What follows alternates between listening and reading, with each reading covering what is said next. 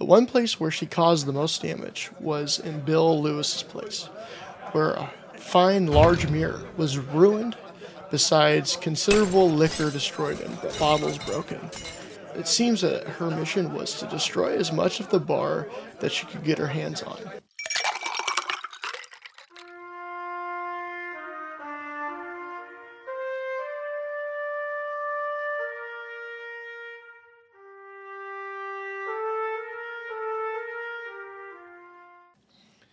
Hey guys, welcome to another episode of the Whiskey and History podcast. This is your host, Zach Homeyer. Welcome, guys, to episode number 8. Sorry, it's been a little bit. Life's been busy with me trying to plan my wedding coming up here in October, but finally had time to sit down and tell you a little story that I have been researching out of the blue that I found really interesting. Just real quick breakdown. Since today's episode is about a person that strongly believed in the temperance movement, and that I also gave up drinking any alcohol for Lent, I'm not going to have a cocktail during this episode. So, for those of you who do not know what the temperance movement was, sorry, I can't speak. It was a movement designed to help people resist the temptation to drink alcohol, and later, their main goal was to try to convince local and state and national governments to prohibit drinking alcohol completely. Thanks for listening, and if you want to have a cocktail, go right ahead. I'm not stopping you. But unfortunately, the next episode I will be able to bring back my favorite type of drinks, whiskey, of course. So, for today's episode is about a woman named Carrie Nation that I've never heard about until recently when I was laying in bed one night watching the History Channel, the show The Booze, Bets, and Sex That Built America. And during the show, they were talking about Anheuser-Busch and how they got started in St. Louis, Missouri. And then in the early 20th century, they started to run into issues. And the temperance movement was gaining popularity with a woman named Carrie Nation. And I thought to myself after watching this episode from the History Channel, I was thinking to myself, well, Kansas City, Missouri is not that far from Springfield, Illinois. So I thought, maybe this woman may have visited Springfield at some point. And when I get that itch to do some quick research, I get on the State Journal Register Archives, which is our local paper here in town, and I decided to look up Mrs. Nation. And what do you know? I found a small treasure trove of articles talking about what Mrs. Nation was going to do next, and I ended up finding out that she did, in fact, visit little old Springfield. And before we talk about her visit to Springfield, let me tell you a quick backstory of Mrs. Nation herself. Starting in 1900, Mrs. Nation decided to go to a few local bars in Kiowa, Kansas, where she went into the saloons armed with brickbats and was ably reinforced after she gained entrance by billiard balls, cues, etc., etc. That was the quote. She was basically using anything that she could get her hands on to cause as much destruction as possible to these bars/saloons. The one place where she caused the most damage was in Bill Lewis's place, where a fine large mirror was ruined, besides considerable liquor destroyed and bottles broken. It seems that her mission was to destroy as much of the bar that she could get her hands on. The crazy part was that Mrs. Nation was not even arrested after causing all this destruction to these bars. She decided to ask the city authorities to place her under arrest, but after some consideration, the authorities took no action against her and just let her return home, which is very shocking, actually. The big question on everyone's mind was, why would she do such a thing? And Mrs. Nation's response was that she seemed it was up to Carrie Nation to perform God's work of cleansing the earth of these different evils that people partake in, such as drinking alcohol and smoking tobacco. And after this first incident, Carrie Nation continued her rampage of trying to destroy as many bars throughout Kansas, Missouri, and even New York. She would become very famous during this time since she would bring with her a big hatchet to slash apart these different bars. This would get her several nicknames over the years, such as the Saloon Wrecker, the Kansas City Cyclone, Hatchet Granny, and these are just a few of many more. The reason why they called her Hatchet Granny, for example, was she was an older lady in her mid 50s, almost kind of mid 50s, early 60s, and she wasn't the prettiest looking lady. If you guys go check out the Instagram, I'll post several pictures of her. You can even look her up yourself. She's kind of scary looking, so I understand why she got the nickname Hatchet Granny. But anyway, in the summer of 1902, Springfield was hosting a vaudeville show at the Coliseum, located on the state fairgrounds. The company putting on the show wanted to invite the Kansas City Whirlwind, aka Carrie Nation, to Springfield to close out the show. It took some persuading, but she did finally agree, and Mrs. Nation did attract a massive crowd of residents from the Springfield region, wanting to get a glimpse of the lady that they read about almost on a weekly basis in the newspaper. It seemed that the men of Springfield thought of her as a joke and showed no respect towards her since she was invited to be in a vaudeville show, which is really an insult.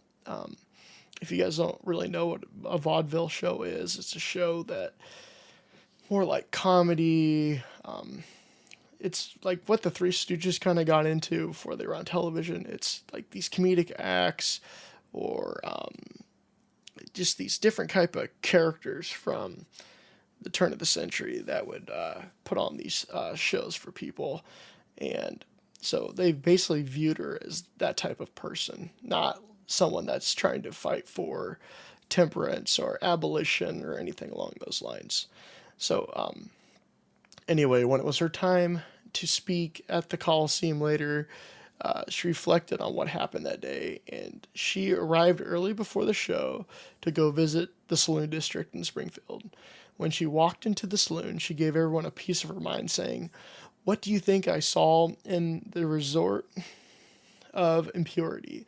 That haven of the hopeless drunkard, that thief of the poor woman's living. Why, men were playing cards, men were drinking, and other men were smoking. Just think of it. Men smoking and drinking and playing cards on Sunday." Mrs. Nation was disgusted with the men of Springfield, since they were committing so many sins on the Lord's Day. Since she was going to let everyone know how she really felt about the land of Lincoln, one of the reporters that interviewed Mrs. Nation asked her, "Do you realize you have been booked in Springfield as a vaudeville attraction? Which do you consider the more hurtful Sunday, vaudeville or smoking on Sunday?" It seems that the men of Springfield only viewed Mrs. Nation as a comedic skit or a freak show character that they would pay money to see, and not as someone trying to fight against the evils of alcohol to help battered women. At the show, there were many women and abolitionists attending the show in support of Mrs. Nation. It is hard to believe, but she had a massive impact on women for the time, because she did not put up with their bullshit. Seriously, she would tell everyone how it is and fight for something that she truly believed in. Instead of just destroying bars and saloons, she was being paid to give speeches during this event. She told everyone that she was saving money for a home to build for wives of drunkards to help.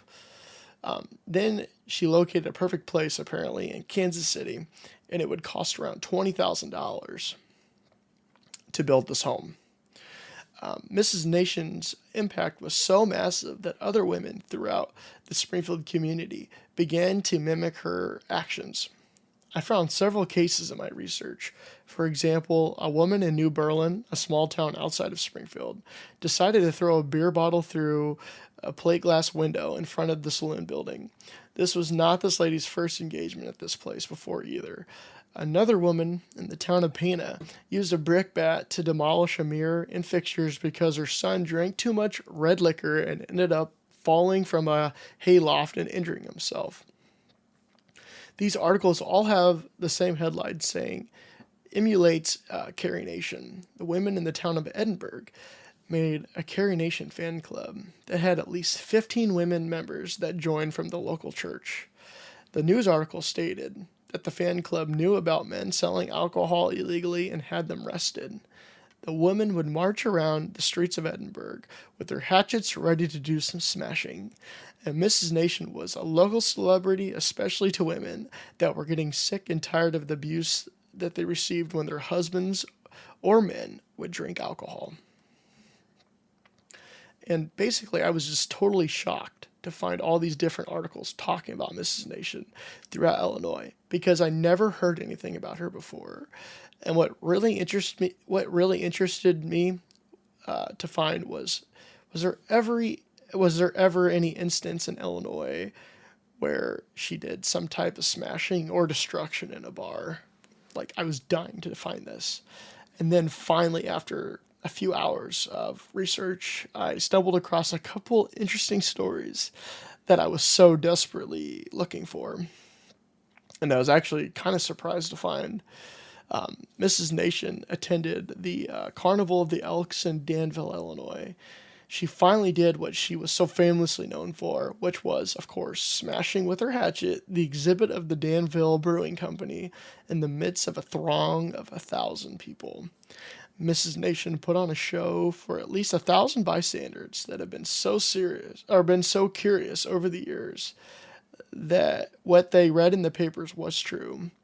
The police did in fact arrest her, in this case, for the destruction that she caused towards the Danville Brewing Company. But the Elks made good of the loss and paid her fine. She was released without any further problems. And again, I'm kind of shocked on that because here you are, have someone that destroys alcohol in a public place with all these bystanders. Again, maybe it was these people viewing this as a comedic act or something to see. I don't know. It's kind of hard telling, but here's another instance. In Girard, Illinois, located about 40 miles south of Springfield, Mrs. Nation was set to speak at the Girard Corn Carnival. The Springfield paper wrote before the event, she will deliver 2 addresses on the state, which was October 20th, 1905. And it is expected an enormous crowd will be here to listen to this woman who has gained as much notoriety with her hatchet stunts as did George Washington when he had chopped down the cherry tree, which I found that really funny. And it seems to me that Mrs. Nation has turned into a folk hero like Davy Crockett or Paul Bunyan.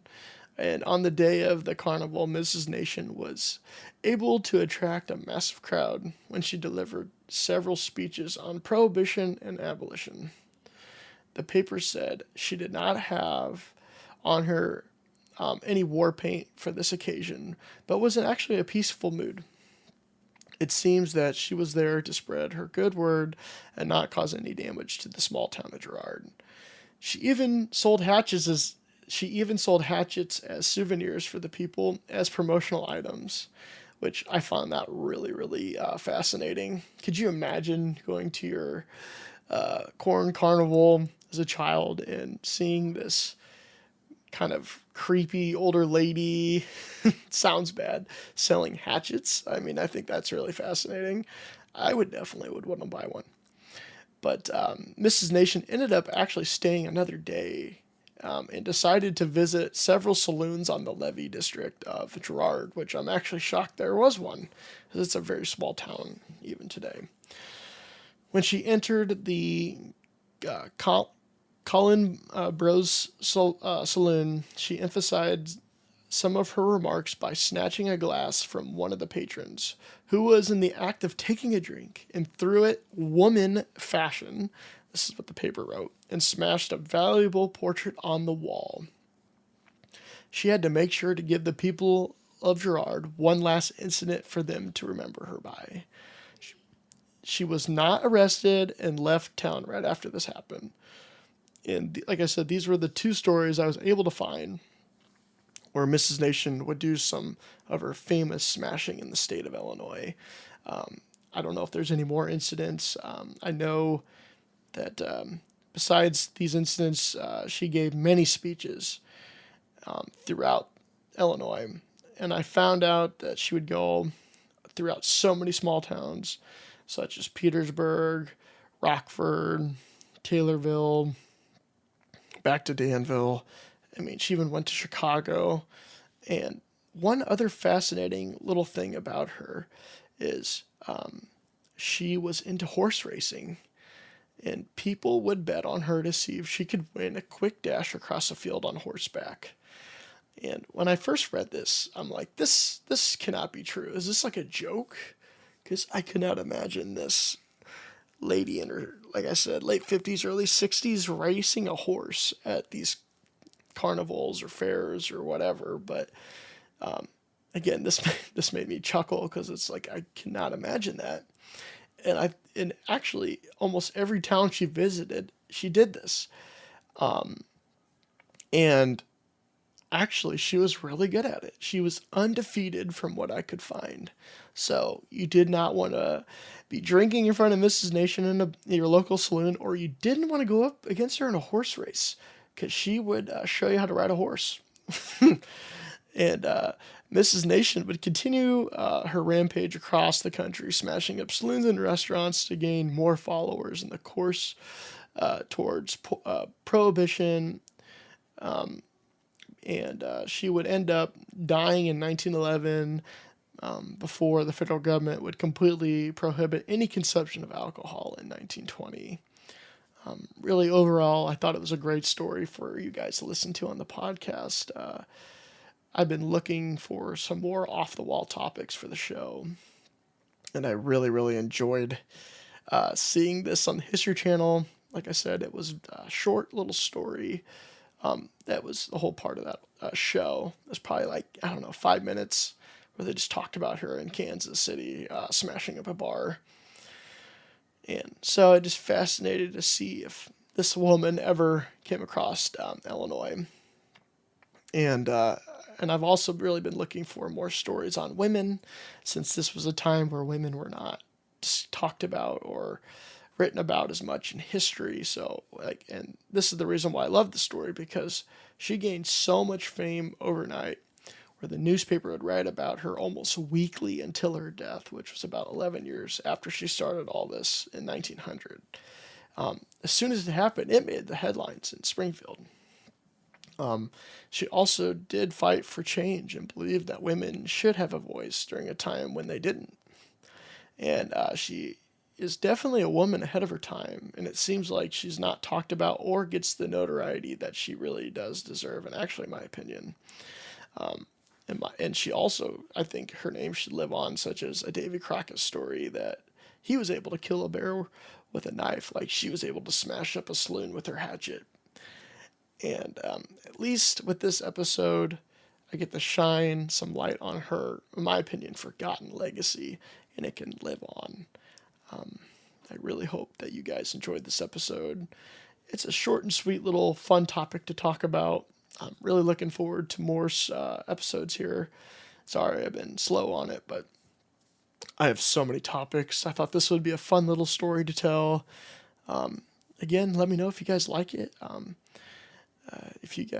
really appreciate that you would check out the links below, follow me on all social media platforms, and please rate the show. I would really greatly appreciate that. Thank you guys, and have a great night.